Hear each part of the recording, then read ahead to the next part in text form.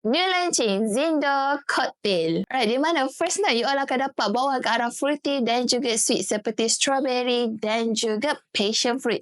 Dan korang akan dapat sedikit ke arah citrusy seperti lemon. Untuk middle note pula, you all akan fokus dapat bawaan ke arah warm spice seperti ginger, cinnamon dan juga you all akan dapat sedikit bawaan ke arah rose dan juga bunga jasmine. Manakala ke arah dry down pula, you all akan dapat bawaan ke arah musky dan juga vanilla yang sweet dan juga intense. Di mana guys, untuk Zindo Cocktail sangat sesuai kepada sesiapa yang kat luar sana, lelaki maupun perempuan yang nak pakai bawaan ke arah sweet fruity like Zindo Cocktail kita. Di mana guys, Zindo Cocktail kita sangat sesuai untuk sesiapa yang kat luar sana yang nak pakai untuk indoor dan juga outdoor. Tapi sangat prefer lah untuk siapa yang kat luar sana nak pakai untuk indoor seperti occasion yang casual ataupun daily wear guys. Based on longevity untuk Zindo Cocktail kita selama 5 hingga ke 6 jam. Depends kepada cara pemakaian and also kulit masing-masing. And bau dia tu more kepada above average, not too loud and intense. Untuk nak tahan lebih lama, yang nak pakai untuk outdoor, prefer sangat-sangat untuk pakai overspray. So di mana kat luar sana yang suka bawaan ke arah sweet, fruity dan juga fresh seperti Zindo Cocktail kita,